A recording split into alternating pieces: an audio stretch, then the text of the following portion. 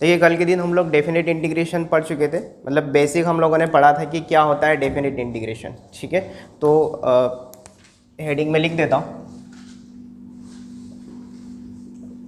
Definite integration.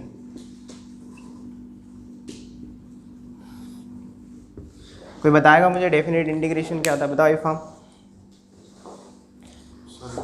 वो integration जैसे sir कोई लिमिट हो, जिसकी लिमिट हो, और मैंने क्या सिखाया था तुम बताओ। अरे बैठे बैठे बताओ, So it is the algebraic sum of Hindi में बताओ, कोई दिक्कत नहीं, हिंदी में बताओ। सर जो algebraic sum है जो कर्व होता है ना, उसके अंदर बाउंडेड एरिया होती है, उसका फाइंड करते हैं। y is equals to f of x, x is equals to a, x is equals to y, अरे x is equals to b और x एक्सिस। ये तो इसका ज्योमेट्रिकल सिग्निफिकेंस हुआ, मैं उसकी बात नहीं कर रहा। मैं ये कहना चाह रहा हूँ कि डेफिनेट इंटीग्रेशन का जो हमने पहले पढ़ा था इनडेफिनेट, उससे क्या डिफरेंस है दोनों में? हाँ बताओ। कांस्टेंट हट जाता है, ठीक है। कांस्टेंट क्यों हटता है? Just because of limit, limit की वजह से। ठीक है, तो अब ध्यान से सुनना। डेफिनेट इंटीग्रेशन का पहला पॉइंट हमने ये पढ़ा था कि अगर इंटीग्रेशन में किसी फंक्शन को आप लिखते हो और उसको इंटीग्रेट करते हो एक पर्टिकुलर बाउंडेड लिमिट में, कहाँ पर? उस लिमिट को मैं a से b लगा देता हूँ। क्या लगा देता हूँ? a से b। ठीक है, तो इस पर्टिकुलर जो फोटो दिख रहा है ना, इसको हम डेफिनेट इंटीग्रेशन कहते हैं, फंक्शन का डेफिनेट इंटीग्रेशन है ना। आपने इंटीग्रेट किया है किसको? किसी दो पर्टिकुलर बाउंडेड लिमिट के अंदर। ठीक है ना, इंटीग्रेशन का मतलब होता है क्या? सम, समेशन करना। इंटीग्रेट करने का मतलब होता है समेशन करना। तो आप क्या कर रहे हैं? समेशन कर रहे हैं। ठीक है, तो अगर मैं इसको इंटीग्रेट करता हूँ और मेरा answer capital F x plus constant आता है, जस्ट सपोज, ठीक है, जैसे इनडेफिनेट में आता था, वहाँ पे यही तो आता था। किसी को आप फंक्शन को इंटीग्रेट करते थे तो कोई एक फंक्शन, नया फंक्शन उसका आंसर बन के आता था, प्लस कॉन्स्टेंट ऐड हो जाता था। तो इसमें हम क्या करेंगे? जो लिमिट आपने इंटीग्रेशन में लगाई है उसको आंसर में भी लगाओगे। क्या करोगे? आंसर में भी लिमिट को लगाओगे। वहाँ से दिख रहा है? ठीक है, वरना यहाँ आ जाओ। ठीक, अब देखो, लिमिट लगाने के बाद लिमिट को अप्लाई करना है। क्या करना है? लिमिट को अप्लाई करना है। मैं यहाँ पे ये क्लियर कर दूं कि इस a को हम क्या कहते थे? Lower limit. क्या कहते थे इस a को? Lower limit. इधर साइड में पैरेलली मैं लिखते चलता हूँ। a को हम कहते थे लोअर लिमिट, जो नीचे लिखी है, ठीक है, और b को हम क्या कहते थे? Upper limit. इसमें कोई दिक्कत? ये तो याद रहेगा ना, सिंपल है। ये लोअर लिमिट है a और b क्या है? अपर लिमिट है। और दोनों वैल्यूज जो हैं a और b, जो लिमिट्स है हमारी, वो x की वैल्यूज है। किसकी वैल्यूज है? x की वैल्यूज बोल सकते हैं या x की लिमिट बोल सकते हैं। किसकी लिमिट बोल सकते हैं? x की लिमिट। ठीक है, ये x की लिमिट्स होती, अभी आएगा थोड़ी देर में समझ में पूरा। तो जब आप आंसर में लिमिट पुट करोगे तो किसकी जगह पुट करोगे? x की जगह। किसकी जगह पुट करोगे? x की जगह। तो यहाँ पर x दिख रहा है, तो मैंने पहले अपर लिमिट रखी। इसमें क्या करते हैं? पहले अपर लिमिट रखते हैं, फिर माइनस लगा के लोअर लिमिट रखते हैं। तो x की जगह अपर लिमिट रखते हैं, कितना हो जाएगा? एफ ऑफ बी प्लस सी। या सुनो, c में लिमिट नहीं रखी क्योंकि c इज कांस्टेंट, उसमें x नहीं है। आ रही बात समझ में? माइनस, अब माइनस लगाया, अब लोअर लिमिट रखा, तो f of b plus constant, यहाँ पे ब्रैकेट लगा दो। क्या लगा दो? ब्रैकेट, क्योंकि माइनस लगा आगे इसलिए। ठीक है, तो कितना हो जाएगा? F of b plus constant minus F of, sorry यहाँ पे a है, f of a minus constant. आया समझ में? ठीक है, देखो c से c कैंसिल आउट हो गया, क्या बचा हमारे पास? F of b minus F of a। ये हमारा फाइनाइट आंसर होता है। ये क्या होता है हमारा? फाइनाइट, यानी डेफिनेट आंसर है हमारा। इसमें c कैंसिल हो गया, दिख रहा है? c कैंसिल हो गया। तो सबसे पहला जो बेसिक डिफरेंस आया था इनडेफिनेट इंटीग्रेशन और डेफिनेट में, वो ये था कि c हमारा कैंसिल हो जाएगा। कैसे कैंसिल हुआ? हमने पहले इंटीग्रेट किया, फिर upper limit minus lower limit का कंसेप्ट लगाया, एंड देन फिर हमारा आंसर आ गया। ठीक है, तो ये c खत्म हो गया। फिर यहाँ पे ये बात हम लिख चुके हैं, और यहाँ पे मैं एक बात ये भी लिख देता हूँ, a and b are limit of, किसकी लिमिट है ये? लिमिट ऑफ x या वैल्यूज ऑफ x। ये x की लिमिट है जिसके रेस्पेक्ट में फंक्शन इंटीग्रेट हो रहा है। ध्यान से सुनना, जिसके रेस्पेक्ट में फंक्शन इंटीग्रेट हो रहा है, ये दोनों उसकी लिमिट होती है। आ रही बात समझ में? ठीक है, जैसे अगर यहाँ पे dt होता, फंक्शन t का होता और यहाँ पे dt होता, तो ये दोनों लिमिट किसकी होती? t की। अगर यहाँ थीटा होता तो थीटा की लिमिट होती। आ रही बात समझ में? अभी यहाँ पे x है तो x की लिमिट है। क्लियर है इतना? फिर हमने अगला पॉइंट क्या पढ़ा था कि डेफिनेट इंटीग्रेशन होता है क्या, उसका ज्योमेट्रिकल मीनिंग क्या होता है? It represent the algebraic sum of areas, algebraic sum of areas, ये बात भी लिख लीजिएगा। Definite integration represent algebraic sum of areas. अब ये एल्जेब्रिक सम का मतलब क्या है, इसके बारे में भी समझेंगे, पहले इतना कॉपी करो। देखो ये पॉइंट क्या लिखा है यहाँ पे, definite integration represent algebraic sum of areas. अब एल्जेब्रिक सम ऑफ एरियाज का मतलब क्या है वो देखें। जस्ट सपोज हम लोग एक फंक्शन लेते हैं, ऐसे ही रफली मैं स्केच बनाता हूँ इस तरीके से, कुछ भी, ये कोई एक फंक्शन का ग्राफ है, ठीक है। यहाँ कहीं पर x इक्वल टू ए है, क्या है, x इक्वल टू ए, और यहाँ कहीं पर x इक्वल टू क्या है, b। x इक्वल टू ए की जो लाइन होती है वो y एक्सिस के पैरेलल एक लाइन होती है, पता है ये बात, स्ट्रेट लाइन में 11th में पढ़ के आए हो सब, ठीक है। तो यहाँ मैंने क्या किया, x इक्वल टू b की जो दो लाइनें y एक्सिस के पैरेलल क्रिएट कर दी। अब आप देखोगे ये अपना क्या है, फंक्शन है y इक्वल टू fx, तो ये हुआ फंक्शन, ये x equal to a, x equal to b, ये है हमारी लिमिट्स, ये क्या है हमारी लिमिट्स, क्योंकि x की वैल्यूज ही तो लिमिट्स होती है, ये हमने अभी पढ़ा। मैं एक बार फिर से इंटीग्रेशन लिख देता हूँ, integration from a to b fx dx equal to कितना आया था हमारा answer, f of b minus f of a, यही तो आया था आंसर। अब देखो इसका मीनिंग क्या है वो समझना बहुत ध्यान से। इंटीग्रेशन का मतलब होता है एल्जेब्रिक सम ऑफ एरिया, ठीक है, डेफिनेट इंटीग्रेशन का मतलब, ठीक है। तो यहाँ मैंने x equal to a lower limit की लाइन बनाई, यहाँ मैंने x equal to b upper limit की लाइन बनाई, ठीक है, और मैंने एक फंक्शन रफ स्केच बनाया उसका, और ये क्या है, x एक्सिस, ठीक है। तो ये जो है, ये पूरा जो यहाँ पे लिखा हुआ है, इसका सिग्निफिकेंस ये कहता है कि किसी फंक्शन को आप x के रिस्पेक्ट में इंटीग्रेट कर रहे हो जहाँ पे लिमिट, लोअर लिमिट a है, अपर लिमिट क्या है, b है। इसका मतलब होता है कि आप 4 एलिमेंट से बाउंडेड एरिया कैलकुलेट कर रहे हो। कितने एलिमेंट से, 4 एलिमेंट। कौन कौन से एलिमेंट, x एक्सिस फंक्शन, नहीं y एक्सिस नहीं, x axis function x equal to a, x equal to b, 4 element हुए कि नहीं हुए? इसी के अंदर देख के बताओ ना, 4 एलिमेंट दिख रहे हैं आपको, 1 2 3 और 4, आ रही बात समझ में, ठीक है। तो ये 4 एलिमेंट से हम लोग बाउंडेड एरिया कैलकुलेट कर रहे हैं। तो देखो ये और ये से बाउंडेड एरिया ये वाला होगा कि नहीं होगा, ये बाउंडेड एरिया जिसमें x एक्सिस इंक्लूड है, फंक्शन इंक्लूड है और x equal to a include है। फिर अगला क्या होगा, ये वाला, ये बाउंडेड एरिया, फिर अगला ये वाला बाउंडेड एरिया जिसको मैं शेडेड कर रहा हूँ, इसको क्या कहते हैं, शेडेड करना, ठीक है, आ रहा समझ में, क्लियर। अब जस्ट सपोज मैंने ये एरिया कैलकुलेट किया और इसकी वैल्यू a1 आई, कितनी आई, a1, कोई भी वैल्यू हो सकती है a1, और ये कितना आया, जस्ट सपोज a2, ये कितना आया a3, ये a4 एंड ये a5, ठीक है। अब देखो एल्जेब्रिक सम का मैं मीनिंग समझाता हूँ। एल्जेब्रिक सम का मीनिंग होता है कि आपने अगर इंटीग्रेशन किया इस फंक्शन का a से b में fx dx का, तो जो भी आपका आंसर आया वो क्या आया, एल्जेब्रिक सम ऑफ एरिया दिखाएगा। क्या दिखाएगा, एल्जेब्रिक सम ऑफ एरिया। तो देखो यहाँ पे ये पूरा फंक्शन कितने एरिया में डिवाइडेड था, 1 2 3 4 5 अलग अलग एरियाज में डिवाइड था, और आप इन सबको क्या कर रहे हो, ऐड कर रहे हो। इंटीग्रेशन का मतलब ऐड करना। तो जो x एक्सिस के अबाउ पोर्शन में जो एरिया है ना, वो पॉजिटिव एरिया होता है, वो क्या होता है, पॉजिटिव, और x एक्सिस के नीचे वो निगेटिव एरिया दिखाएगा, ठीक है। हालांकि एरिया निगेटिव होता नहीं है, लेकिन हम लोग बोल रहे हैं अभी फिलहाल। अगेन ये पॉजिटिव रीजन वाला एरिया है और ये निगेटिव और ये पॉजिटिव। तो ध्यान से देखो, एल्जेब्रिक सम का मतलब होता है, यहाँ पे मैं लिख दूँ, एल्जेब्रिक सम का जो मीनिंग होता है वो होता है algebraic sum of areas for this function equal to, ध्यान से देखना मैं क्या लिख रहा हूँ, a1 minus a2 plus a3 minus a4 plus a5। इसका मतलब क्या है कि जो x एक्सिस के अबाव एरिया था, जो साइन मैंने इंडिकेट किए थे उसको उसी साइन के साथ ऐड कर दिया। आ रही बात समझ में, इसको कहते हैं एल्जेब्रिक सम। सिंपल एरिया होता जिसमें एल्जेब्रिक सम वर्ड नहीं होता तो मैं हर एक एरिया में मॉड्यूलस लगा देता, क्योंकि एरिया कभी भी निगेटिव नहीं होता। तो जो निगेटिव रीजन वाला एरिया है ना, उसको आप मॉड लगा के लिखते हैं, जो हम नेक्स्ट चैप्टर में पढ़ेंगे एरिया अंडर द कर्व में। अभी डेफिनेट इंटीग्रेशन में हम जो जैसा एरिया जिस साइन के साथ हमें मिल रहा है उसको उसी साइन के साथ हम लिखेंगे। आ रही बात समझ में, ठीक है।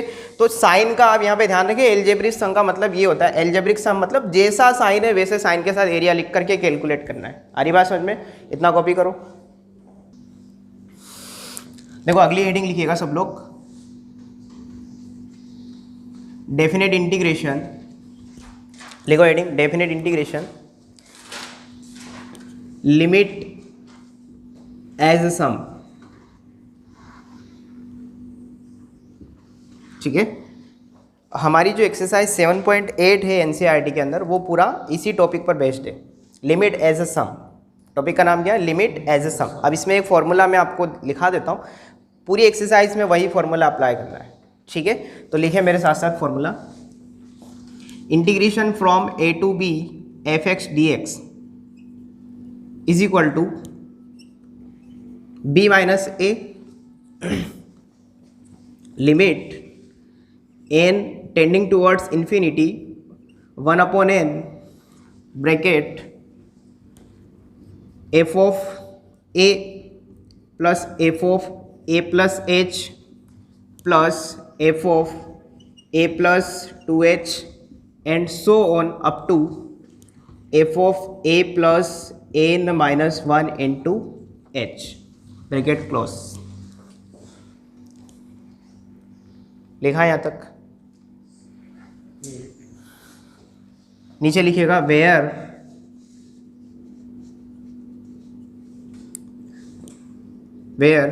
h is equal to b minus a upon n,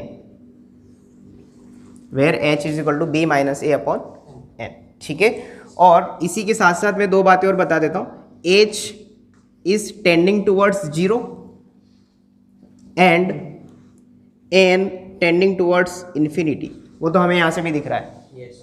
n क्या है? इन्फिनिटी की तरफ टेंड कर रहा है। ये एक फॉर्मूला है जिसके अंदर कौन क्या है वो मैं पहले एक बार बता देता हूँ सारी बातें।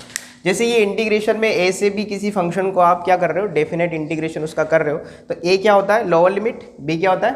Upper limit. तो राइट साइड जो फॉर्मूला आप लिख रहे हो उसमें a और b क्या है? b क्या है? अपर लिमिट, a क्या है? Lower limit. यहाँ पे भी a जो लोअर लिमिट है वो यूज हो रही है, h क्या होता है? एक पॉजिटिवली स्मॉल नंबर होता है, टेंडिंग टूवर्ड्स 0, लगभग बिल्कुल 0 के बराबर, but not exactly 0। h tending towards 0, h not equal to 0। बात समझ में आ रही है? ये वही h है जो हम लिमिट के दौरान, कंटिन्यूटी के दौरान और डिफरेंशिएबिलिटी के दौरान करते हैं, वहाँ भी तो हम यही h पढ़ते हैं ना। ठीक है, तो h का एक फॉर्मूला है लोअर लिमिट मतलब upper limit minus lower limit upon n, और n क्या है? इन्फिनिटी की तरफ टेंड करता हुआ कोई एक नंबर है। आया समझ में आता? ठीक है, अब इस एक्सरसाइज को सॉल्व करने के लिए छोटे छोटे कुछ रिमार्क्स आपको चाहिए होंगे, वो मैं लिखा देता हूँ सारे जो काम के रिमार्क्स है। ठीक है, तो ये फॉर्मूला लिखने के बाद हेडिंग लिखेगा रिमार्क्स। अब मैं एक्सपेक्ट करूँगा कि मैं जो जो भी रिमार्क्स यहाँ पे लिख रहा हूँ, जो लोग पढ़ चुके हैं वो लोग आंसर देंगे। ठीक है, पहला रिमार्क्स लिखिएगा सब लोग, 1 plus 1 plus 1 plus up to n times, answer कितना आएगा? n। 1 को अगर n टाइम्स ऐड करोगे तो आंसर आएगा n। ठीक है, सेकेंड लिखिएगा sum of n natural number, that is 1 plus 2 plus 3 and up to n। n times नहीं, अब की बार n।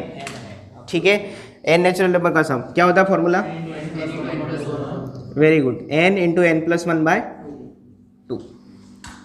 ये सब 11th में आप पढ़ के आते हो। Point number 3, 1 square plus 2 square plus 3 square and so on up to कहाँ तक? n स्क्वायर तक।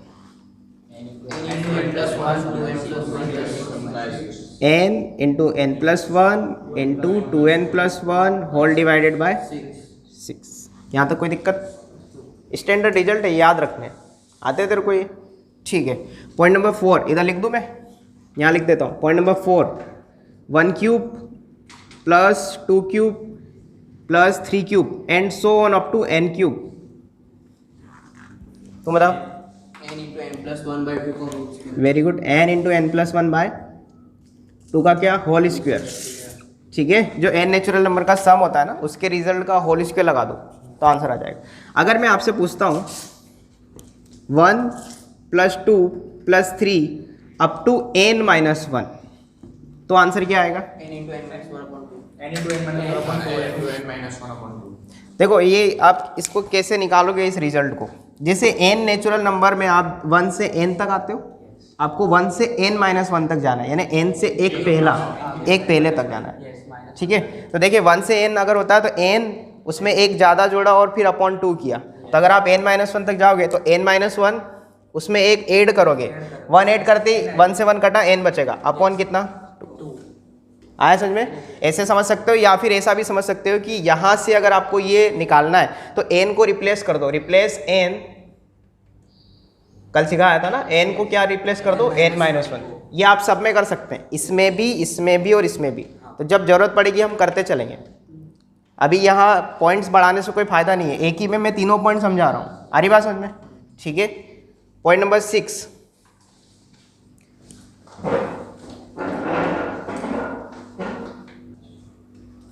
देखो पॉइंट नंबर 6 की अगर हम बात करें तो ये सारी बातें हो गई।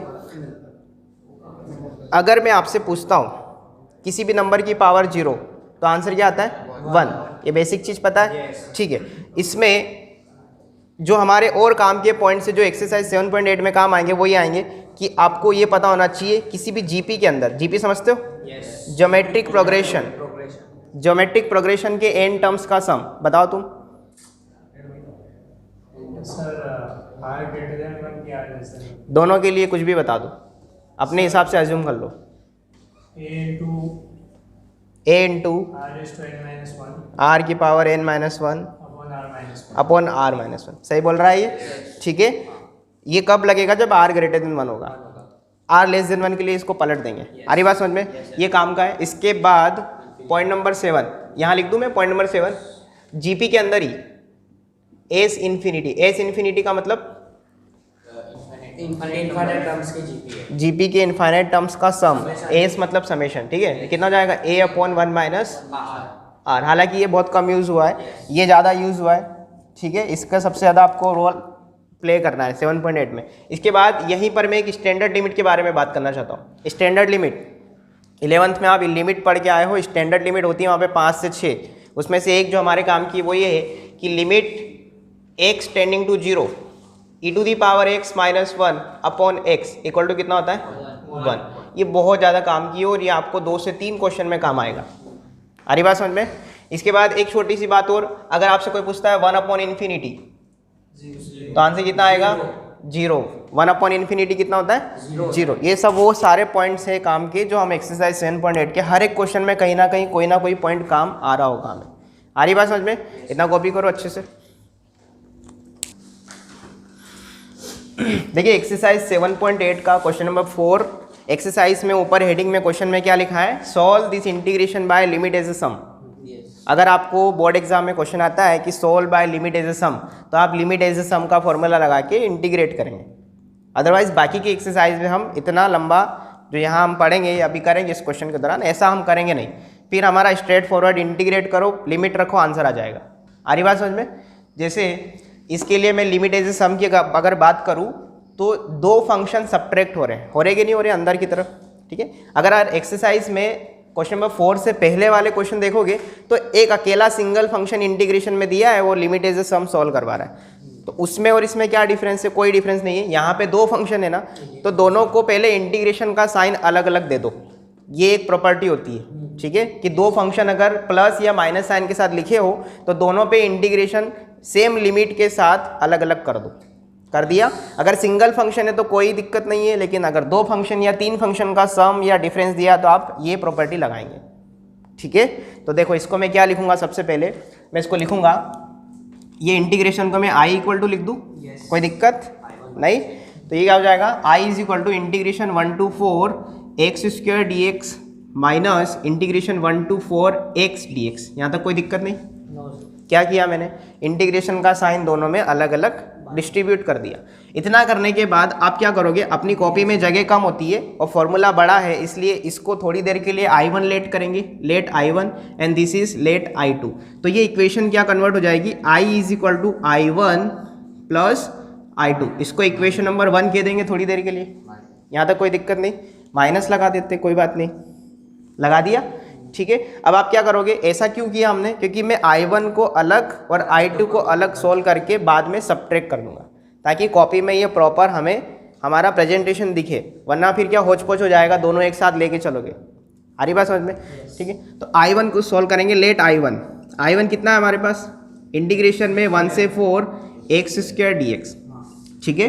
अब आप इसमें लिमिट एज सम का फॉर्मूला लगाना चाहते हैं, तो लिमिट एज सम के फॉर्मूले में जो भी काम की बातें हैं वो पहले लिख लो। क्या क्या काम की बातें, उसमें आपको a चाहिए होगा, b चाहिए होगा, h चाहिए होगा, और फंक्शन भी डिफाइन कर लो पहले कि ये फंक्शन कैसा है। तो मैं सारी बातें पहले लिख देता हूँ। जस्ट सपोज आप यहाँ पे देख सकते हो कि ये फंक्शन जो इंटीग्रेशन के अंदर दिया है f(x) क्या दिया है, x², f(x) कितना दिया है, x², इसी को तो इंटीग्रेट कर रहे हो आप, ठीक है। लोअर लिमिट a कितना दिया है, 1, ये लोअर लिमिट होता है, अभी तो सीखा हमने। और अपर लिमिट क्या है इसमें, 4, ये अपर लिमिट होती है b।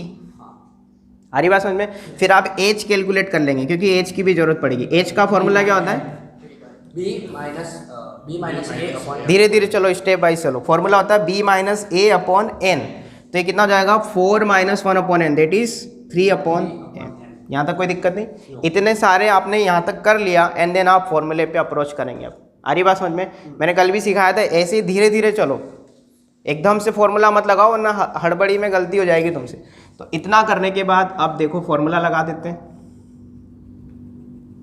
फॉर्मूला क्या है हमारे पास, बोलो, ऊपर से लिखता हूँ थोड़ा मैं, b minus a into limit n tending to infinity 1 upon n, bracket में बोलो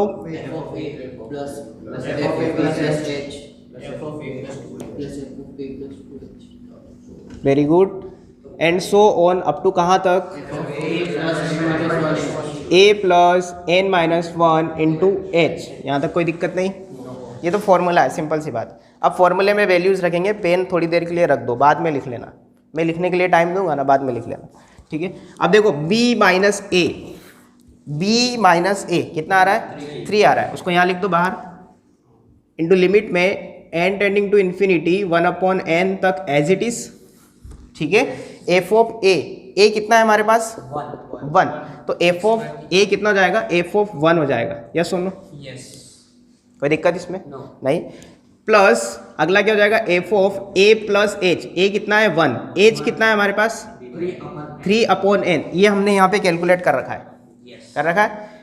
प्लस अगला क्या है, f ऑफ a प्लस बोलो 2 इंटू 3/n, यहाँ तक कोई दिक्कत, क्या किया हमने, 2 इंटू एच कितना है 3/n, वो रखते चले गए हम लोग, धीरे धीरे सारी वैल्यू रख देंगे, and so on up to कहाँ तक, f of 1 plus n minus 1 into 3 upon n। यहाँ तक कोई दिक्कत किसी को, चेक कर लो सारी वैल्यूज़ को आराम से, कहीं कुछ गलत तो नहीं लिखा है।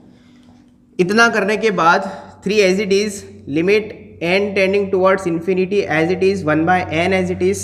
अब ध्यान से देखो, आपके पास फंक्शन f(x) कितना है, x² है कि नहीं है। इसमें आप f ऑफ 1 कैलकुलेट करना चाहते हैं, तो x की जगह कितना रखेंगे, दोनों साइड 1, तो f ऑफ 1 कितना हो जाएगा, 1², कितना हो जाएगा, 1², वो 1 हो जाएगा आगे जाके, मैं उसको 1² ही लिख रहा हूँ।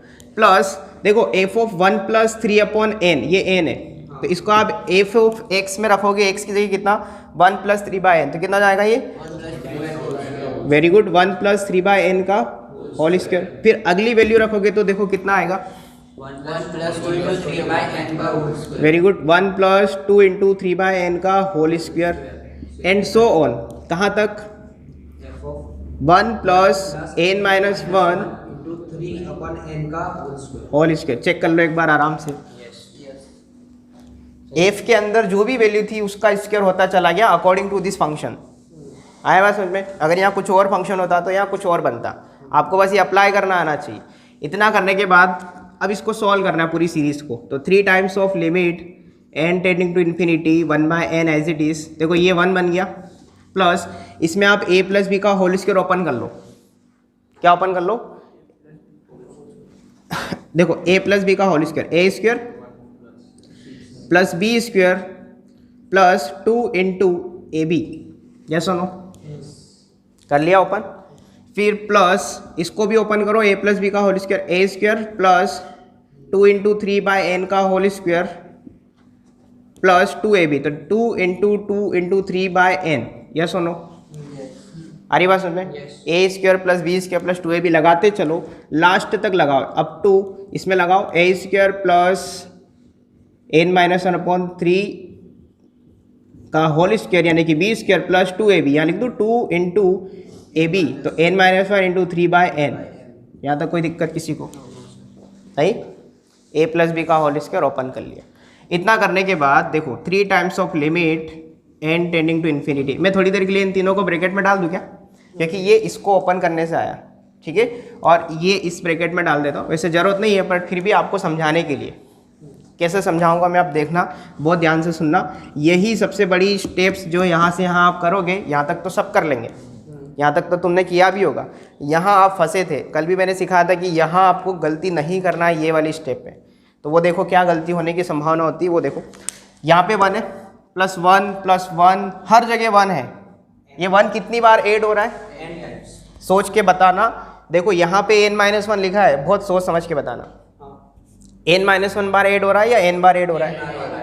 कैसे पता चल रहा है n बार ऐड हो रहा है? आगे भी एक 1 है और उसके बाद n-1। देखो बहुत ध्यान से देखो, ये स्टेप में अगर नहीं समझ में आ रहा तो यहाँ देखो आप, ये 1 इंटू 3/n, 2 इंटू 3/n, यानी 1 2 3 से लेकर के आप n-1 तक जा रहे हो, और हर एक डब्बा 1 दे रहा है, तो n-1 तो यहाँ से मिल गए, और एक 1 बाहर बैठा हुआ है, तो टोटल कितने 1 हो गए? n 1 हो गए। हुए कि नहीं हुए? ये गलती हो सकती है हमारे पास। तो 1 को जब n बार ऐड करते हो तो आंसर कितना आता है? रिमार्क्स का पहला पॉइंट याद आ रहा है? तो 1 का काम खत्म, वो हट गया, पूरी तरीके से 1 हट गया, वो n में कन्वर्ट हो गया। अब बाकी टर्म्स को देखो, अब मैं ये वाली टर्म्स के साथ जा रहा हूँ, ये वाली टर्म्स दिख रही है? देखो हर एक में 3² हर एक में लिखा हुआ है। इसको ओपन करोगे 3² सब में मिलेगा। यहाँ भी लास्ट में 3² तो मैंने क्या किया, 3² कॉमन खींच लिया अंदर की तरफ। देखो यहाँ 1 प्लस ये कितना है, 2 का स्क्वायर है, प्लस अगला आएगा 3 का स्क्वायर, सोच के देखना, and so on up to, very good, n-1 का होल स्क्वायर। इसमें कोई दिक्कत? नो सर, कोई दिक्कत नहीं है। देखो इस 1 को खत्म किया, सेकंड वाली टर्म्स भी हर एक डब्बे की सेकंड टर्म्स खत्म हो गई। अब ये वाली टर्म्स बची है, लास्ट वाली देखो ये वाली। तो इसके साथ क्या करेंगे, यहाँ मैं नीचे लिख रहा हूँ, ये इसका पार्ट है, ध्यान रखना, गलती मत करना, ये इसके साथ मिक्स मत कर देना। देखो यहाँ 2 into 3/n, 2 into 2 into 3/n, हर एक में मुझे 2 इंटू 3/n मिल रहा है कि नहीं मिल रहा है? तो 2 इंटू 3/n बाहर ले लो, यहाँ क्या बचेगा 1, यहाँ क्या बचेगा 2, अगले में क्या बचेगा 3। अब आप सोचो खुद ही, 1 2 3 से लेकर के कहाँ तक, n-1 तक। आया समझ में? अब देखो हर एक के रिजल्ट हमें पता है, पहले इतना कॉपी करो अच्छे से। देखो अगली स्टेप में क्या लिखेंगे हम लोग, बताओ? 3 limit n tends to infinity 1/n बाहर। अब इन सब के रिजल्ट हमें आते हैं, रिमार्क्स में हमने सारे पढ़े। अभी ब्रैकेट के अंदर क्या हो जाएगा, ये n as it is plus ये कितना हो जाएगा 9/n², सही है क्या? 9/n² ना। अब देखो 1, इसको मैं 1² लिख सकता हूँ, एक ही बात है, 1², 2² से लेकर के n-1 का होल स्क्वायर। अगर ये 1² से लेकर के n² होता तो आंसर क्या आता, n + 1 2n + 1/6। वेरी गुड, लेकिन ये n-1 के होल स्क्वायर तक जा रहा है ना, एक टर्म पीछे। तो मैंने आपको बताया था n को रिप्लेस कर दो n-1 से, तो रिप्लेस कर देते हैं। यहाँ पे रिप्लेस करते क्या हो जाएगा, देखो दिख रहा है, उधर से दिख रहा है n-1, n की जगह n-1, यहाँ पे रखोगे तो n बचेगा, यहाँ रखोगे तो 2n-1 बचेगा। चेक कर लो एक बार आराम से, यही आएगा। तो ये रिजल्ट पूरे ब्रैकेट की जगह मैं वहाँ यूज़ कर रहा हूँ, कितना हो जाएगा n-1 into n into 2n-1 upon कितना 6। तो देखो यहाँ से यहाँ तक पूरा सॉल्व, ये बच गया। आप नीचे इसको अभी सॉल्व कर लेते हैं। तो प्लस में ये कितना हो रहा है 6/n, ब्रैकेट में देखो 1 से लेकर के n-1 का सम, n इंटू n-1 अपॉन 2, ये मल्टीप्लाई में यहाँ पे, ठीक है? यहाँ तक कोई दिक्कत नहीं है। अब देखो सिंप्लीफाई हो रहा है, थोड़ा सा इसको सिंप्लीफाई कर लेते हैं। हो जाएगा 3 times of limit n tends to infinity 1/n, ये कितना हो जाएगा n प्लस एक n से एक n उड़ा दूँ, यस नहीं हाँ ये पूरा मल्टीप्लाई में ना एक साथ, ये एक साथ है तो n से n उड़ गया, मतलब एक n खत्म हो गया ना, नीचे एक n बचा है 9n-1 2n-1 अपॉन कितना बचेगा 6n, ये इसको भी उड़ा दूँ क्या, 3 2 जा 6 3 3 जा 9, यस और नो, इतना तो आता है ना डिवाइड लगाना। प्लस देखो यहाँ भी n से n गया 2 3 जा गया ना, 3 टाइम्स ऑफ n-1, यहाँ तो कोई दिक्कत किसी को, नो सर। ठीक है। अब ये जो बाहर 1/n कब से जो बैठा था ना, अब इसकी बारी आ जाती है, अब इसको अंदर भेज देते हैं हम लोग। ये कब से बैठा था, ये कौन था, फॉर्मूले वाला 1/n जो बाहर होता है ना, ये 1/n जब अंदर जाएगा तो n/n plus these/n plus these/n सबके नीचे जाएगा, तो जैसे ही n के नीचे n आएगा 1 बचेगा, यस सुनो, फिर 3 times of n-1 into 2n-1 upon में ये दोनों मल्टीप्लाई करके 2 n इंटू n बन जाएंगे, n स्क्वायर लिख सकते हैं, एक ही बात है।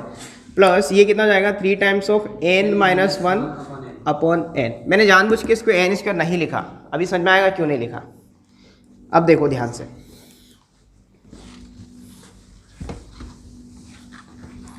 अगली स्टेप पे क्या कर सकते हैं हम लोग, फराज बताओ अगली स्टेप क्या होनी चाहिए यहाँ पे। Sir 3n-1 3 into n-1 common ले सकते हो यहाँ से इन दोनों में से, फिर फिर उसको सॉल्व करके फिर हम मल्टीप्लाई कर सकते हैं ओके, फिर सर, फिर वो लिमिट सॉल्व कर लेंगे, लिमिट सॉल्व करें, कुल मिला के ये लिमिट का क्वेश्चन बन गया तो इसकी लिमिट सॉल्व करना है, ठीक है।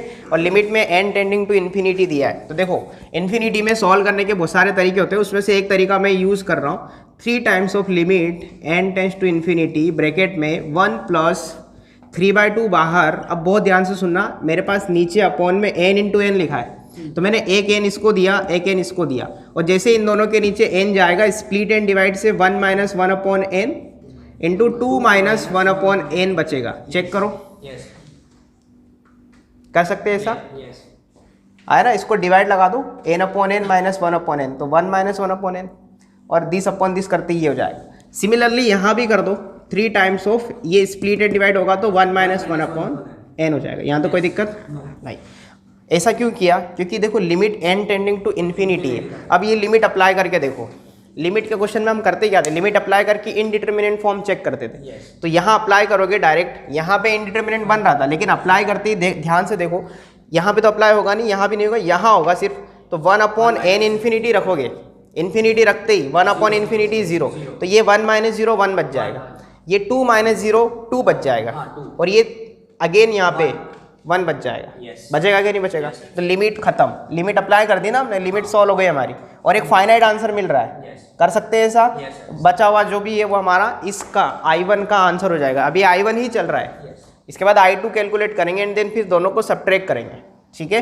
तो देखो इसको मैं पूरा कर देता हूँ, 3 times of 1 plus 3/2 into 1 into 2 आया समझ में, ये 1 और ये 2 प्लस 3 टाइम्स ऑफ 1, क्लियर है, तो जाएगा 3 टाइम्स अंदर 1 प्लस ये 2 से 2 गया, 3 बचा, और उधर भी 3 बचा, कितना हो जाएगा ये 21, 7 3 ज़ा 21, तो I1 कितना आया हमारा 21, इतना कॉपी करो। देखो I1 सोल्व करने पर आंसर कितना आया था 21, ठीक है। अब हम लोग I2 सोल्व करेंगे पूरा, लेट I2 कितना है हमारे पास, यहाँ पे ये वाला I2 है, integration 1 to 4x dx, yes और नो। अब थोड़ा सा हम स्पीड से करेंगे क्योंकि हम एक पोर्शन समझ चुके हैं, सारी बातें हमें आती है। देखो a कितना है इसमें 1 लोअर लिमिट, b कितना है 4 अपर लिमिट, फंक्शन कितना है इसके अंदर, फंक्शन x खुद है। अगर आप h निकालोगे फॉर्मूला क्या होता है b - a/n, तो b - a that is 3/n, वो दोनों के लिए सेम आ रहा है h, ठीक है। तो आप क्योंकि लिमिट सेम है ना, तो दोनों के लिए h सेम आएगा। फॉर्मूला लगा दें, अब फॉर्मूले में मैं डायरेक्ट लिख दूँ वैल्यूज़, देखो b - a स्टार्टिंग में क्या था b - a, b - a कितना है इसका 3, फिर limit n tends to infinity 1/n bracket में क्या आता है f of a plus h, a plus 2h and so on. तो f ऑफ a कितना है हमारे पास, a कितना है 1, तो f ऑफ a कितना हो जाएगा f ऑफ 1, फिर अगला क्या हो जाएगा f of 1 plus H, H कितना है 3/n, वेरी गुड 3/n। फिर अगला क्या हो जाएगा f of 1 plus 2 into 3/n, yes और नो। फिर f of 1 plus 3 into 3/n and so on up to कहाँ तक बोलो, f of 1 plus n-1 into 3/n, yes और नो। कोई दिक्कत इसमें नहीं। अब एफ एक्स कितना मेरे पास x, तो एफ एक्स के करस्पॉन्डिंग हम f1 f1 plus 3/n and so on सारी वैल्यू निकाल के रख देंगे। तो कितना हो जाएगा, ये हो जाएगा 3 limit n tends to infinity 1/n f of 1 यहाँ पे रखो, एफ ऑफ 1 कितना आ रहा है 1 आ रहा है, x की जगह 1 रख दिया, plus F of 1 plus this, तो 1 प्लस दिस यहाँ रखोगे तो कितना आएगा, ये खुद ही आएगा 1 प्लस 3/n, यस और नो। फिर अगला वो खुद ही आएगा 1 plus 2 into 3/n and so on कहाँ तक 1 प्लस n-1/n into 3। यहाँ तक कोई दिक्कत नहीं। अब अगेन धीरे धीरे सॉल्व करते चलेंगे। देखो यहाँ वापस देखो, यहाँ से अगर आप देखना शुरू करोगे 1 इंटू 3, 2 इंटू 3, 3 इंटू 3 से लेकर के n-1 इंटू 3, ये टोटल n-1 बार लिखा है और हर एक में 1 है, 1 हर एक में, तो ये n-1 बार 1 ऐड हो रहा है, तो n-1 एक बाहर और 1 लिखा है तो टोटल n टाइम्स 1 आ रहा है, n टाइम्स 1 ऐड हो रहा है, तो आंसर क्या हो जाएगा ब्रैकेट में n, तो जाएगा 3 limit n tends to infinity 1/n bracket में n।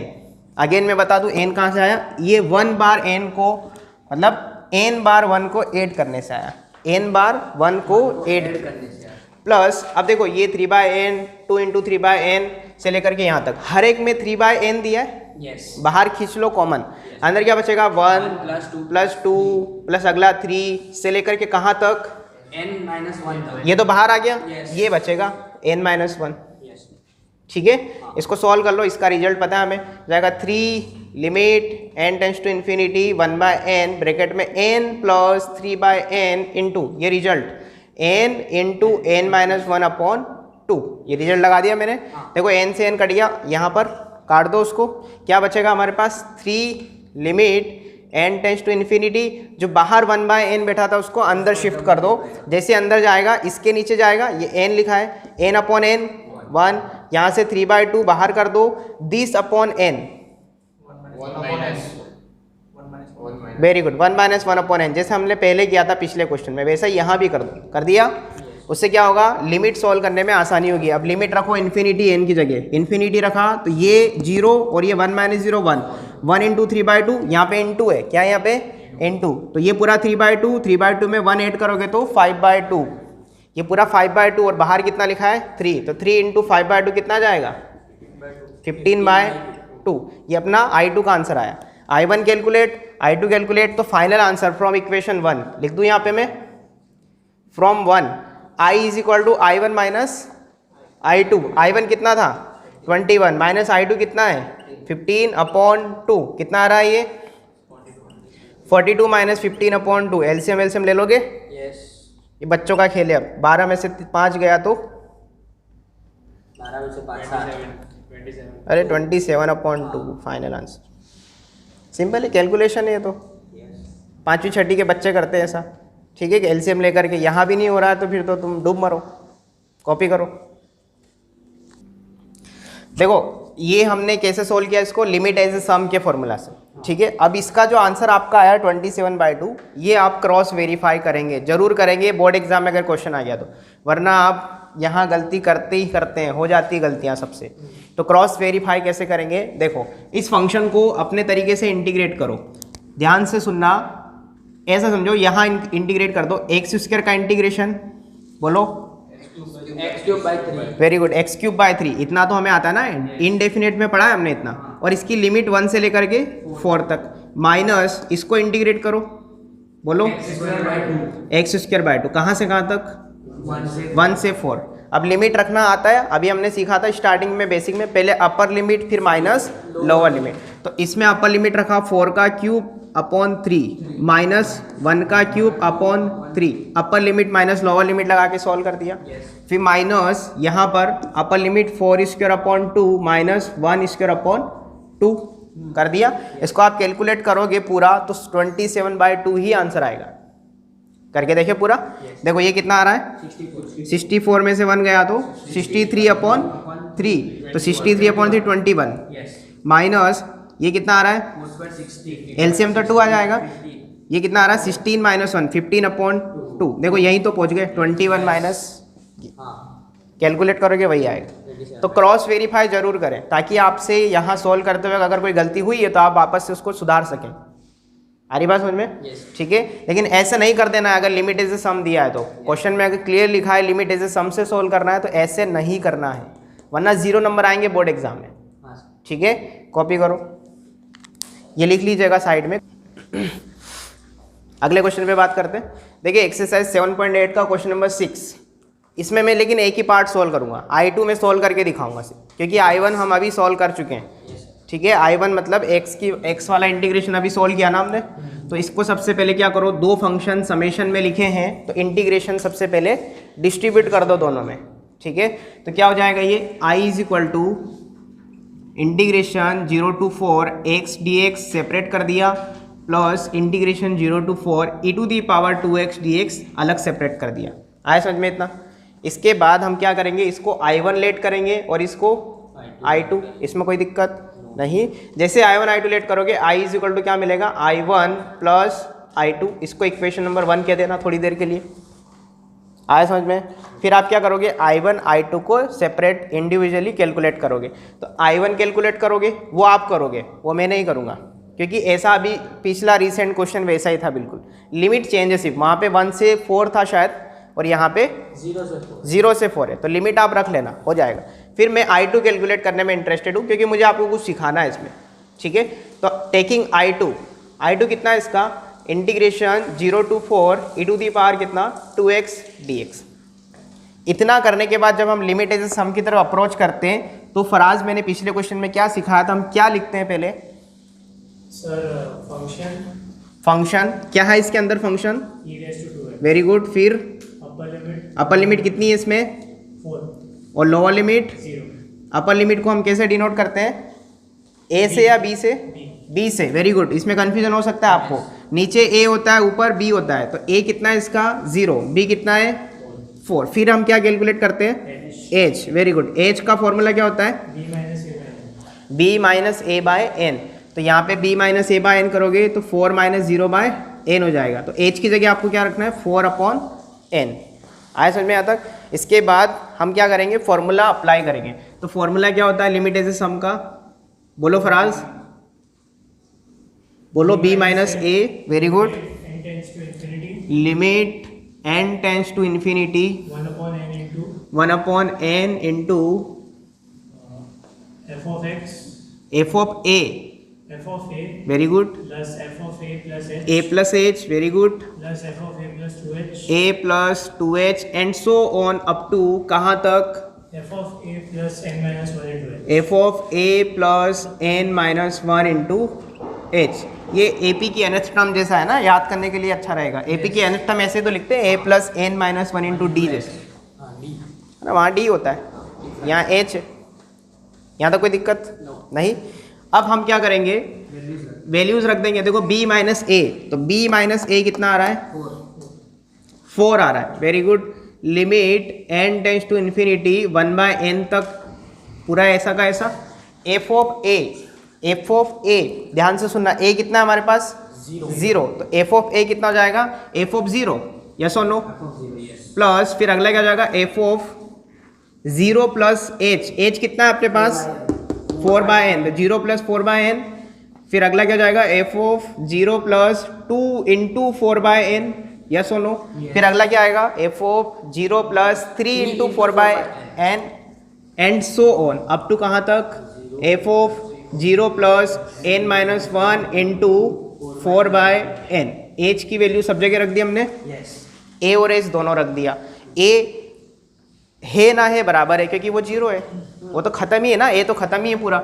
ध्यान से देखो, अब 4 बाद में लिख लेना, 4 limit n tends to infinity 1/n। Function क्या है हमारे पास e⁻²x, मैं इसीलिए बोल रहा हूँ बाद में लिख लेना, पेन छोड़ दो। फंक्शन क्या है e⁻²x। अगर f ऑफ x इतना है तो f ऑफ 0 कितना होगा यहाँ से, x की जगह 0 रख दो दोनों साइड, तो एफ ऑफ 0 इक्वल टू ई की पावर 0, ई की पावर 0 कितना होता है 1, क्योंकि किसी की भी पावर 0 1 होता है, तो ये 1 हो गया। प्लस अब देखो एफ ऑफ 0 प्लस 4/n, 0 में 4/n ऐड करोगे तो 4/n ही मिलेगा, ये 4/n लिखा है, तो एफ ऑफ 4/n कितना हो जाएगा यहाँ से e की पावर 2 इंटू 4/n, होगा कि नहीं होगा, कितना हो जाएगा e की पावर 2 इंटू 4/n, प्लस अगला क्या हो जाएगा e की power 2 into 2 into 4/n। Very good, समझ में आ रहा है कैसा है ये, एंड सो ऑन, कहाँ तक e की पावर 2 इंटू, देखो पहले वो वाला 2 लिखेंगे फिर x की जगह ये रखेंगे, 2 into n-1 into 4/n, n आए समझ में यहाँ तक, ठीक है। अब ध्यान से देखो ये कुछ बन रहा है, ये कुछ बन रहा है क्या, देखो इसको मैं और अच्छे से लिख देता हूँ, 4 limit n tends to infinity 1/n 1 plus, इसको मैं क्या लिख सकता हूँ e की पावर 8/n, यस और नो, प्लस e की पावर ये कितना हो जाएगा 16/n, अरे देखो ना 2 2 जा 4, 4 4 जा 16, ये मल्टीप्लाई में पॉइंट नहीं है, ये 2 इंटू 4 लिखा है, से लेकर के कहाँ तक e की पावर बोलो 2 इंटू, या ऐसा भी बोल सकते हैं 8 इंटू n-1/n, यहाँ तक कोई दिक्कत नहीं। अब देखो ध्यान से देखो ये जीपी बन रही है, क्या बन रही है ज्योमेट्रिक प्रोग्रेशन, कॉमन रेशियो कितना आ रहा है इन दोनों का 10/10, e की पावर 10/1, ये खुद e की पावर फिर 10/10 करो, e की पावर 16/n ये, तो e की पावर 8/n क्या आ रहा है कॉमन रेशियो आ रहा है, लिख दो इधर साइड में, एक जीपी बन रही है जिसका कॉमन रेशियो कितना आ रहा है e की पावर बोलो कितना आ रहा है 8/n आ रहा है कि नहीं आ रहा है, कितने टर्म्स की जीपी है ये, बहुत सोच समझ के बताना, अरे कहाँ इनफाइनाइट टर्म्स दिख रही है, दिमाग खराब है, इनफाइनाइट टर्म्स n या n-1, n टर्म्स की होगी पक्का, यस, और आज तुम बताओ,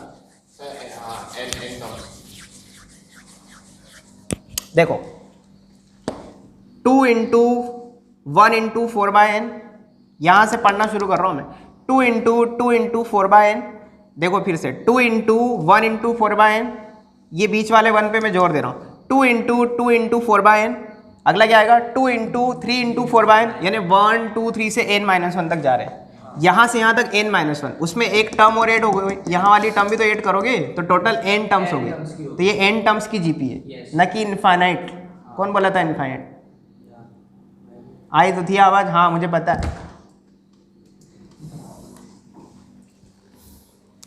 कितने टर्म्स है इसमें, n टर्म्स। इनफाइनाइट सीरीज कैसे लिखते हैं पता है, 2-3 टर्म लिख करके डैश डैश डैश डैश छोड़ दो, फिर ये छुट्टी हुई नहीं है, आखिरी में एक आदमी हो रहे हैं यहाँ पे, ये फाइनाइट टर्म्स की सीरीज है। मैं इसीलिए कहता हूँ आप 9th-10th में बैठ के पढ़ो, बेसिक्स क्लियर करो अपने, बेसिक्स क्लियर नहीं है तुम्हारे किसी के भी।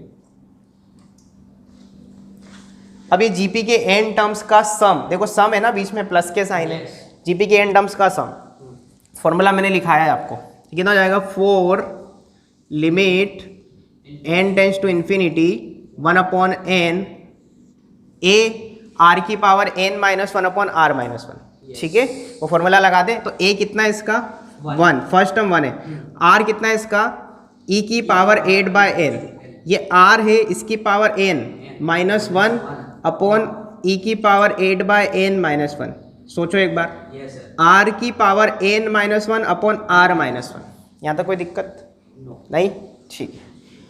इतना करने के बाद मैं इधर ही लिख देता हूँ अगली स्टेप, 4 इंटू, ध्यान से सुनना, बहुत ही ध्यान से सुनना, limit n tends to infinity, इसको मैं क्या लिख रहा हूँ, देखो यहाँ n से n कैंसिल आउट हो रहा है कि नहीं हो रहा है, पावर में क्या बच रहा है e की पावर 8-1, e की पावर 8-1 अपॉन में क्या बच रहा है e की पावर 8/n-1, क्या मैं ऐसा लिख सकता हूँ, 1/n, क्या किया ये मैंने, बाहर जो 1/n था उसको इसके अपॉन में ले गया, यस क्रॉस मल्टीप्लाई होगा ऊपर आएगा वापस यही बन जाएगा, यस सर, इतना किया। अब देखो ध्यान से देखो, इस एक्सप्रेशन में जो न्यूमरेटर में लिखा है उसका लिमिट से कोई रिलेशन नहीं है, क्योंकि लिमिट n की है, इसमें n नहीं है, ये कांस्टेंट है, ये e होता है एक्सपोनेंट, 2.7 अप्रोक्सीमेट वैल्यू, उसकी पावर 8 कोई भी एक नंबर आएगा, कोई भी नंबर आएगा ना, उसमें से 1 घटाओगे तो भी ये कोई नंबर आएगा। ये एक नंबर लिखा है कांस्टेंट, तो इसको बाहर बुला लो, इसका लिमिट में कोई रोल नहीं है। यहाँ लिख दूँ मैं, तो जाएगा 4 इंटू ई की पावर 8 माइनस 1। ठीक है, अब देखो लिमिट में क्या बचा, limit n tends to infinity, ऊपर क्या बचेगा 1 अपॉन, यहाँ देखना ध्यान से, e की power 8 upon n minus 1 upon 8 upon n into 8। ये क्या कर दिया मैंने, 8 से डिवाइड, 8 से यहाँ पे डिवाइड मल्टीप्लाई डिवाइड कर दिया। क्यों किया, क्योंकि मुझे ये e की power x minus 1 upon x जैसा बनाना है। स्टैंडर्ड लिमिट मैंने आपको लिखाई है, रिमार्क्स में लिखाई है। ठीक है, अब देखो उसकी वैल्यू कितनी होती है 1, लेकिन कब, जब x टेंडिंग टू 0 होता है। यहाँ पे n टेंडिंग टू इन्फिनिटी है, लेकिन n टेंडिंग टू इन्फिनिटी है तो वहाँ पे x होता है, यहाँ 1 अपॉन x जैसा लिखा है, 1 upon n 1 upon n।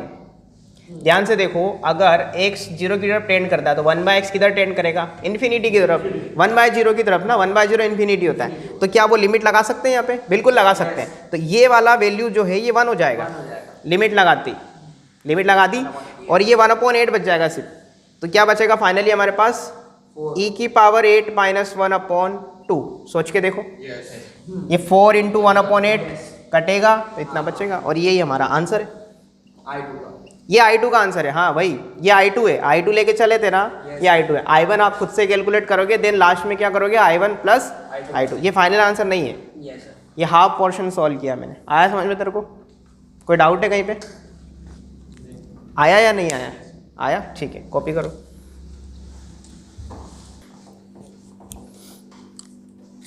Okay, देखो एक्सरसाइज 7.8 जो लिमिट इज सम पर थी वो हमने कंप्लीट कर चुकी है। आपका होमवर्क है एक्सरसाइज को पूरा घर पे बैठ के सॉल्व करें, जो 2 क्वेश्चन मैंने कराया उसको देख करके, बाकी फिर हम लोग एक्सरसाइज 7.9 पे बात करेंगे।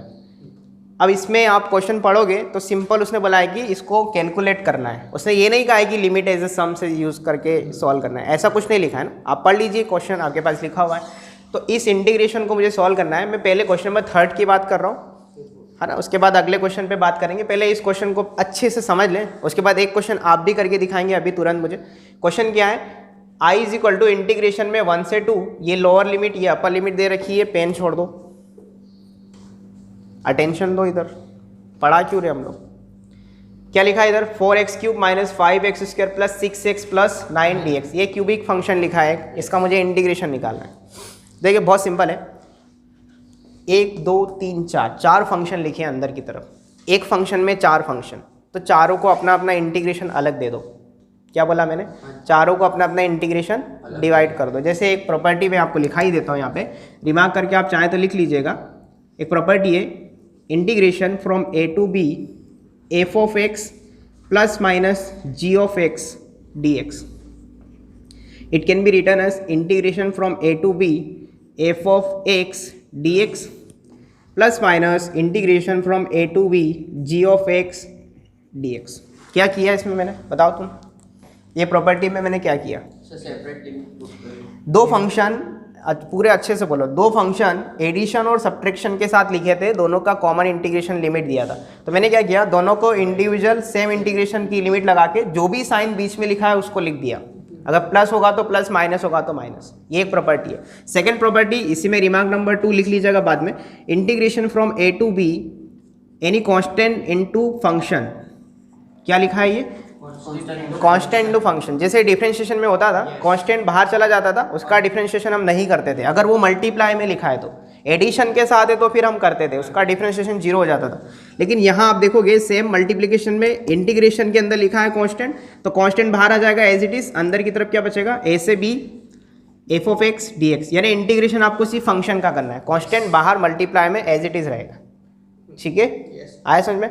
ये प्रॉपर्टी जो फर्स्ट वाली है, ये आप मल्टीप्लिकेशन और डिवीजन में मत लगाना गलती से भी, क्योंकि इंटीग्रेशन में मल्टीप्लिकेशन और डिवीजन में अलग अलग ही रूल चलते हैं। आ रहा है समझ में, है ना। u डॉट v वाला फॉर्मूला हमने पढ़ा ना, बाई पार्ट्स वाला, तो वहाँ आप ये प्रॉपर्टी ये मत लगा दीजिएगा गलती से भी। ठीक है, फिलहाल इस क्वेश्चन पे बात करते हैं। तो देखो सबको इंटीग्रेशन का साइन अलग अलग दे दो। क्या हो जाएगा, i is equal to integration 1 से 2 4x³ dx माइनस, अब देखो यहाँ पे मैं क्या कर रहा हूँ, इस 4 को मैं बाहर ले लूँ क्या, मैंने एक साथ दोनों प्रॉपर्टी लगा दी, यस कांस्टेंट था मल्टीप्लाई में बाहर ले लिया, अंदर सिर्फ एक्स क्यूब बचा।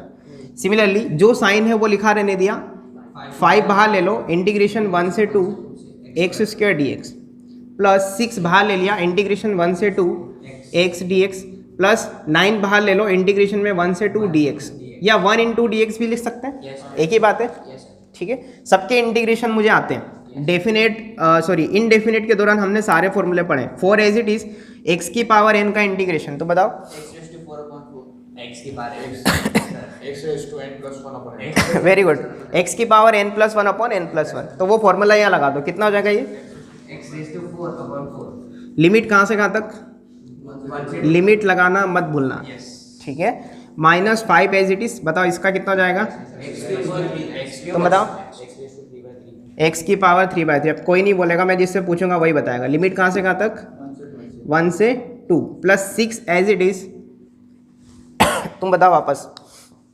इसका integration x square by 2। Wow, confident देखो लड़के का, हाँ सही बोल रहा है, गलत क्या है इसमें, हंसने की बात क्या है। अभी तेरे से पूछूंगा तो तेरी हवा टाइट हो जाएगी। प्लस 9, बताओ 1 का इंटीग्रेशन क्या होगा, x 1 का हो जाएगा x, कहाँ से कहाँ तक लिमिट, 1 से 2 तक। आया समझ में। अब लिमिट में रख देता हूँ, कैलकुलेशन आप करोगे। देखो 4 एज इट इज, कैसे रखते हैं लिमिट फराज, सर फंक्शन को पहले अपर लिमिट में रखेंगे, फिर इसको इसके लोअर लिमिट से माइनस करेंगे। देखो पहले फंक्शन में अपर लिमिट रखा, कितना हो जाएगा ये, 2 to 4 upon 4 minus 1 to 4 upon 4 yes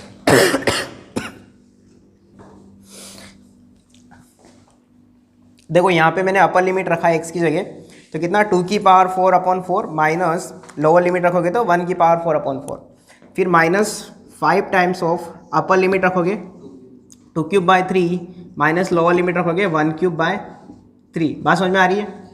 ठीक है, फिर इसमें 6 इंटू ये कितना हो जाएगा 2 square by 2 minus lower limit रखोगे तो 1 स्क्वायर बाय 2, फिर plus 9 times of upper minus lower, तो 2 - 1 हो जाएगा। यस 2 - 1 अब इसको आप कैलकुलेट करो, करो कैलकुलेट इसको पूरा, मुझे फाइनल आंसर चाहिए। कितना आ रहा है इसका आंसर, 64/3। सबका यही आ रहा है, देखो 3-4 लोग अभी कर रहे हैं। तेरा कितना आया था, 64/3 वेरी गुड, 64/3। तो इसको फाइनल कैलकुलेशन करोगे तो 64/3 आंसर आ जाएगी। क्या इसमें सी कहीं दिखाई दे रहा है, नहीं ना, खत्म हो गया हो। तो एक डेफिनेट आंसर आया इसका, इसलिए इसको डेफिनेट इंटीग्रेशन कहते हैं। ठीक है, अब यहाँ पे एक बात, सब लोग इधर देखो, एक बात मैं सिखाना चाहता हूँ कुछ। जब आपने लिमिट रखा था ना, लिमिट रखते वक्त आप चाहें तो, जैसे ये कांस्टेंट है, इसमें थोड़ी लिमिट रखी थी नीचे, तो इस कांस्टेंट को आप पहले ही बाहर बुला लो, चाहो तो बाहर बुला लो, ताकि और इजी हो जाए। नहीं आया समझ में, कैसे, मैं इसको हटा करके देखो मैं क्या लिखना चाहता हूँ यहाँ पे। मैं ये कोशिश कर रहा हूँ लिखने की, समझाने की, कि आप चाहें तो इसको 4/4, अंदर क्या बचेगा, x की पावर 4, सिर्फ यही बचेगा ना। इसमें अपर लिमिट रखो तो 2 की पावर 4 माइनस 1 की पावर 4, यस और नो। ऐसा भी आप कर सकते हैं, कांस्टेंट को पहले ही बाहर बुला लो। समझ में आ रहा है तेरे को, क्या बोला मैंने, कांस्टेंट को बाहर बुला लो। क्यों बाहर बुला लो, इजी हो जाएगा। नहीं, क्योंकि उसमें लिमिट रखनी नहीं है ना हमको, तो वो तो दोनों में 4 ऐसे ही लटक रहा था ना सब जगह, तो आप पहले ही बाहर बुला लो। ये भी एक तरीका है। -5/3, अंदर क्या बचेगा, 2 का क्यूब माइनस 1 का क्यूब, यस और नो, ज़्यादा आसान होगा। प्लस 6/2, 2 का स्क्वायर माइनस 1 का square, plus 9 as it is 2 - 1। अब कैलकुलेट करोगे तब भी वही आंसर आएगा। आया समझ में। अगले क्वेश्चन पे बात करें। देखो अगला क्वेश्चन क्या है, इंटीग्रेशन में sin 2x, जहाँ पे लिमिट जो है 0 से π/4, π/4 का मतलब क्या होता है, कितने डिग्री, π/4 हाँ 180/4 करके दिखा, 45, कितना होता है 45 π/4। मैं पहले ही बोल चुका हूँ, रेडियन और डिग्री से आप फेमिलियर होना बहुत ज़रूरी है, तुरंत आंसर आना चाहिए। ऐसे करना नहीं कि भाई बैठेंगे हम करने, पहले पेन चलाएंगे। π/4 मतलब 45, π/3 मतलब 60, π/6 मतलब 30, π/2 मतलब 90। ये सब आना चाहिए आपको ऑरली, ठीक है। 11th में आती है सब चीज़ें, वहाँ आप प्रैक्टिस करते हैं। तो बताओ sin 2x का इंटीग्रेशन, sin x का इंटीग्रेशन माइनस cos x, याद आ रहा है। पहले बाहर वाली शक्ल का करते हैं, तो -cos 2x, और फिर x के कोफिशिएंट से क्या करते थे हम लोग, डिवाइड, याद आया कुछ। ये इंटीग्रेशन कर दिया बेसिक हमने, कर दिया। फिर इसकी लिमिट लगा दो, कहाँ से कहाँ तक, 0 से π/4 यानी कि 45 तक, यहाँ तक कोई दिक्कत नहीं। अगेन मैं आपको बता दूँ, जैसे ये 2 कांस्टेंट है, ये ऊपर माइनस भी है, इन दोनों को बाहर बुला लो तो माइनस का 1/2 बाहर आ गया, ताकि आपको लिमिट रखते हुए कैलकुलेशन में आसानी हो, दैट्स इट, और कोई पर्पस नहीं है।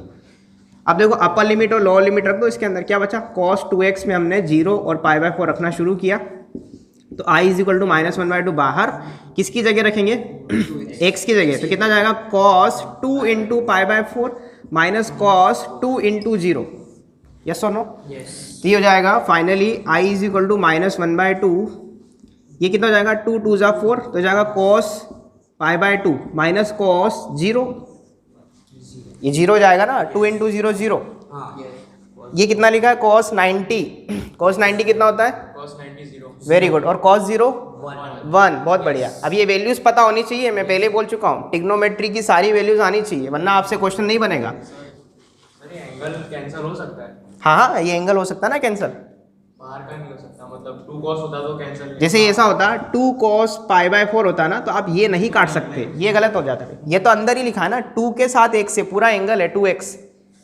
आया समझ में, ऐसा कर सकते हैं आप। अब देखो क्या क्या हो रहा है यहाँ पे, i is equal to -1/2 as it is, 0 -1, correct है, 0 -1, इसको पूरा सोल्व कर लो, i इज इक्वल टू कितना आ जाएगा 1/2, -1 से मल्टीप्लाई करोगे तो हाफ आ जाएगा, ये इसका आंसर है, सिंपल। ये बेसिक इंटीग्रेशन है, ये बहुत सिंपल है लिमिट एज ए सम के कंपैरिजन में, ठीक है। कॉपी करो, अगला क्वेश्चन आप करोगे फिर। एक्सरसाइज 7.9 में क्वेश्चन नंबर 1 आपके सामने लिखा है बोर्ड पे, ट्राई करो इसको, और क्वेश्चन नंबर 9 भी आपको ही करना है, अभी बनाओ इसको।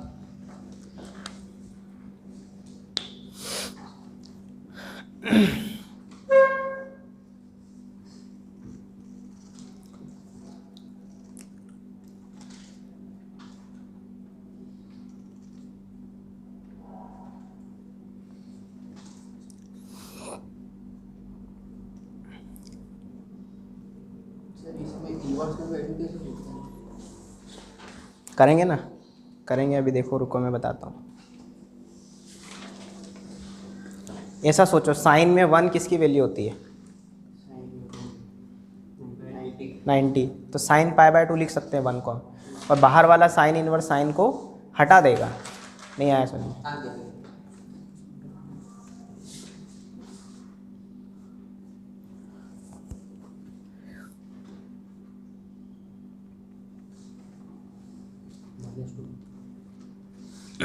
आगे आंसर तो बोलो मत, मेरे को इन चारों से आंसर चाहिए पहले। देखो तुरंत इन्होंने गर्दन ऊंची कर दी, सर हमको ही बोल रहे हैं, क्योंकि हम ही नहीं कर पाएंगे, इन्हें भरोसा ही नहीं है खुद पे।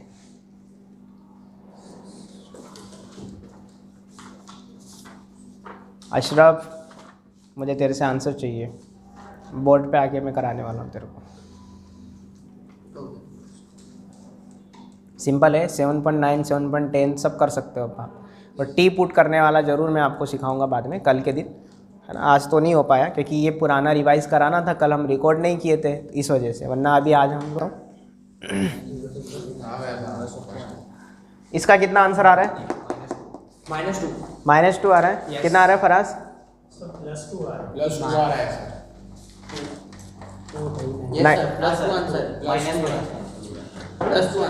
+2 आ रहा है। देखो कैसे इंटीग्रेट करोगे, डायरेक्ट कर दें, x का x²/2, यस और नो, और 1 का कितना जाएगा x, कहाँ से कहाँ तक, -1 से 1। अभी ऐसा कर सकते हैं आप, डायरेक्ट भी इंटीग्रेट कर दो चलेगा, जरूरी नहीं कि हर बार वो प्रॉपर्टी लगा के ही करें, वो तो मैं प्रॉपर्टी लगाना सिखा रहा था आपको, बात समझ में आ रही है।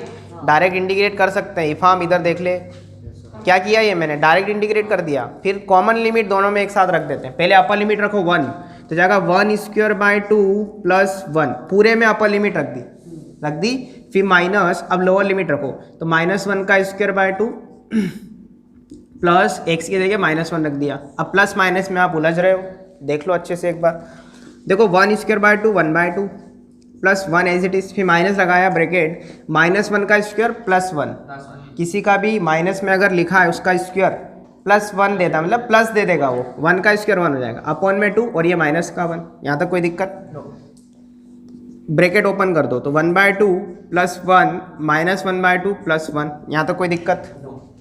ये प्लस का ये माइनस का हो जाएगा और ये माइनस का प्लस का हो जाएगा, माइनस का मल्टीप्लाई होते हैं। देखो 1/2 से 1/2 कट गया, एक प्लस का एक माइनस का, क्या बचा? 1 + 1 2, तो ये आंसर आ जाएगा +2। कितने लोगों का सही जा रहा था ये? 3 लोगों का, 4 लोगों का, बस तेरा गलत जा रहा था। -2 आ जाओ ये वाला करते हैं। देखो इसके अंदर सबसे पहले स्टैंडर्ड फॉर्मूला हमें आना चाहिए, 1/√1 - x² का integration sine inverse x, sine inverse x, sine inverse x। Limit क्या है? 0 से 1। यहाँ तो कोई दिक्कत? अपर लिमिट रखी तो sine inverse 1 minus lower limit रखी साइन इनवर्स 0। अब थोड़ा सा ITF में काम करेंगे। आप पढ़ के आए हो ITF मुझसे, ठीक है? तो आप मना नहीं कर सकते कि सर ऐसा नहीं कर सकते। देखो ऐसा सोचो, इस साइन इनवर्स को खत्म करना है तो अंदर वाला साइन लेकर के आते हैं ना, साइन में लेकर के आते हैं। सोचो 1 साइन में किसकी वैल्यू होती है? π/2 यानी 90 डिग्री की। तो इसको मैं कह सकता हूँ साइन इनवर्स साइन π/2, यस और नो? साइन 90 1 ही होता है, फिर minus sine inverse sine 0, sine 0 0 होता है, साइन 0 डिग्री 0 होता है। अब देखो साइन इनवर्स से साइन हट जाता है, क्या हो जाता है? हट जाता है ना, कटता नहीं है। ऐसे काटना मत, इसको हटाना है इसको, तो क्या बचेगा? π/2। यहाँ भी हटेगा तो क्या बचेगा? माइनस का 0, तो क्या बचेगा फाइनली? π/2। ये आंसर आ जाएगा। इसका 2, उसका π/2, सिंपल। तो ये एक्सरसाइज आप करोगे घर पे ट्राई पूरी। इसमें 2 क्वेश्चन छोड़ के मत करना, क्योंकि वो टी पुट करने वाले सब्स्टिट्यूशन वाला वो मैं सिखाऊंगा आपको, एंड देन आपको पूरी बाकी ट्राई करने से, ठीक है? चलो मिलते हैं कल।